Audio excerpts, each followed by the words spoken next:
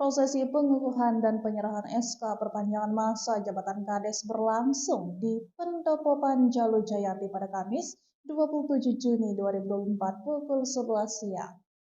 Hal tersebut berdasarkan atas Undang-Undang Nomor 3 Tahun 2024 tentang perubahan kedua atas Undang-Undang Nomor 6 Tahun 2014 tentang desa tentang perpanjangan masa jabatan kepala desa selama 2 tahun dari semula 6 tahun menjadi 8 tahun. Sesuai Undang-Undang terbaru Nomor 3 Tahun 2004 tentang desa juga mengatur tentang masa jabatan kepala desa. Telah ditetapkan masa bakti menjadi 8 tahun dengan maksimal 2 periode. Adapun jumlah kepala desa yang dikukuhkan sebanyak 330 pejabat, sementara 12 desa masih dijabat oleh PJ sehingga tidak masuk pengukuhan. Digelar di Pendopo Panjalu Jayati pada Kamis 27 Juni 2024. Kemudian terdapat satu kepala desa masih tersandung masalah hukum sehingga tidak hadir tetapi tetap mendapatkan hak perpanjangan. Pihaknya berharap Kades yang dilantik memiliki rasa kepedulian terhadap masyarakat. Bupati Kediri juga menambahkan bahwa bertambahnya masa jabatan bukan hanya simbol. Sebagai Kades yang memiliki kewenangan dan kekuasaan yang berlanjut harus memiliki amanah.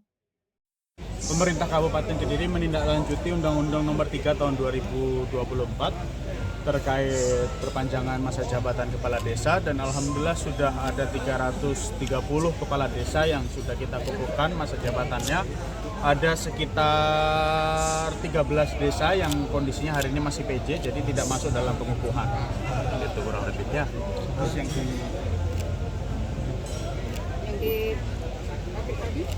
tadi harapannya kedepannya apa, Mas? Harapannya yang pertama, satu, menjalankan program-program di desanya dengan lancar. Yang kedua, harus punya kepedulian terhadap masyarakat.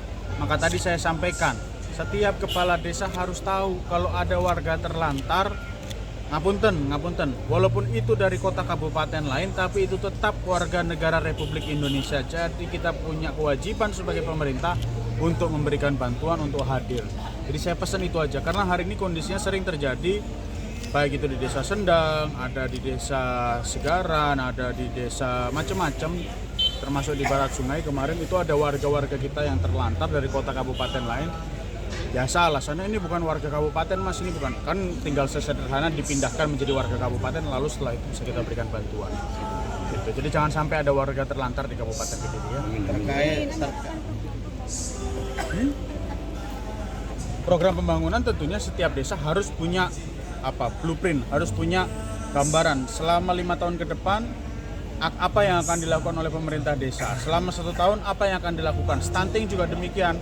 Dilihat, dicek stuntingnya angkanya hari ini berapa, bulan depan akan turun berapa, tahun depan akan turun berapa gitu. Jadi harapannya Kabupaten Kediri di tahun 2025-2026 sudah bisa zero stunting, zero growth stunting, artinya 0% stunting dan tidak ada pertumbuhan stunting. Itu harapan saya.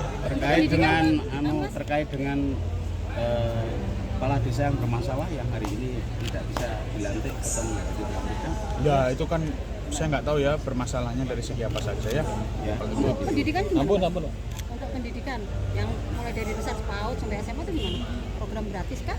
Masih pendidikan yang pertama, semua warga negara punya hak untuk bersekolah, itu satu. Jadi mulai dari PAUD sampai dengan SMA, sampai dengan kuliah, kalau bersangkutan mau ya kita harus fasilitasi. Walaupun SMA hari ini lagi marak pungutan liar terjadi. Saya sudah komunikasi dengan Kepala Dinas Provinsi Jawa Timur, karena SMA itu kewenangannya ada di provinsi, tapi kita sudah komunikasi dan alhamdulillah Pak PJ Wali Kota Batu sudah merespon hal tersebut. Ya.